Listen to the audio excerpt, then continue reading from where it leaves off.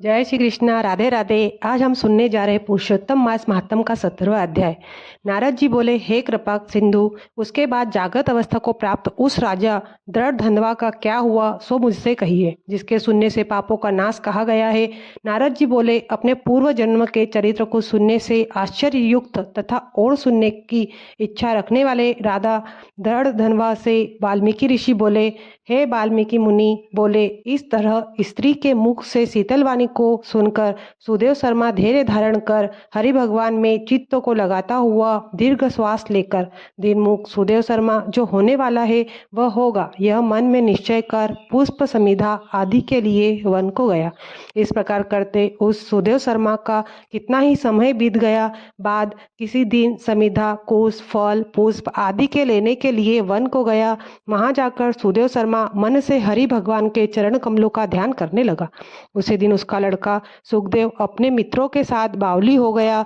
बावली में प्रवेश कर समवयस्क मित्रों के साथ जल यंत्रों से जल फेंकता हुआ और बार बार हंसता हुआ खेलने लगा।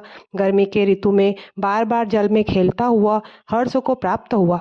इस तरह प्रेम में मग्न सब बालकों से खेल करते हुए अथाह जल में खड़ा हुआ वह सुखदेव बालक मित्र बालकों से पीड़ित होकर मित्र वर्ग के भय से भागने की इच्छा करता हुआ और भाग्य से प्रेरित हो अपने श्वास को रोककर अपने मित्रों को छलने की इच्छा से वहां अथाह जल में गोता लगाया, किंतु उस जल में व्याकुल होकर उससे बाहर निकलने की इच्छा करता सहसा उस अथाह जल में वह बालक मृत्यु को प्राप्त हो गया। जल से निकलते हुए बालक को न देखकर वे सब समवयस्क मित्र बालक चकित होकर हाहाकार करते हुए बहुत जोर से दौड़े और अत्यंत शोक से ग्रस्त वे बालक उसकी माता गौतमी से जाकर बोले। उन बालकों को अत्यंत अप्रिय वज्रपात के समान वचन को सुनकर पुत्र में प्रेम करने वाली वह गौतमी तुरंत पृथ्वी पर गिर पड़ी। उसी समय वन से सुदेव शर्मा आया। पुत्र का मरण सुनकर कटे वृक्ष के समान पृथ्वी पर गिर गया। बाद दोनों ब्राह्मण स्त्री पुरुष उठकर बावली हो गए। वहां जाकर मृत पुत्र का आलिंगन कर उसके शरीर को गोद में देकर सुदेव शर्मा बारंबार पुत्र का मुख चूमने लगा। अपने गोद में स्थित मृत पुत्र को बार बार देखता हुआ रोता विलाप करता गदगद अक्षर से बोला।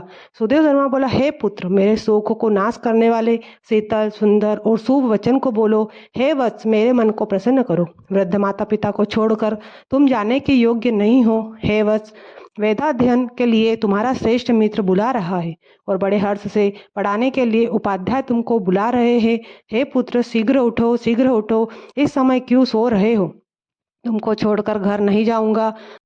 घर में मेरा क्या काम है? तुम्हारे बिना इस समय मेरा घर शून्य जंगल के समान हो गया है। तुमको फल मूल प्रिय हो तो मेरे सामने से उठो, यदि नहीं उठोगे तो वन को भी नहीं जाऊंगा। वन में क्या काम है? मैंने कोई निंदित काम नहीं किया और ब्रह्म हत्या भी नहीं की, फिर किस कर्म के फल से मेरा पुत्र मर गया? ओहो ब्रह्म, तुमने ऐसा करके कौन सा बड़ा फल प्राप्त किया?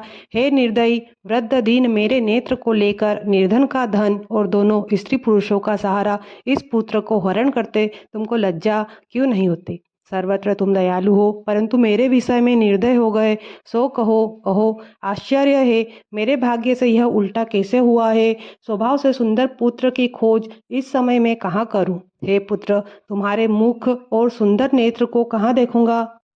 मेघ जल को बरसाता है, पृथ्वी धान्य को पैदा करती है, पर्वत रत्नों को और समुद्र मुक्तासार मणि को देते हैं, परंतु उस देश को नहीं देखता हूँ जहाँ मरा हुआ पुत्र मिलता हो, जिसके शरीर का आलिंगन कर हृदय के ताप को छोड़ता है।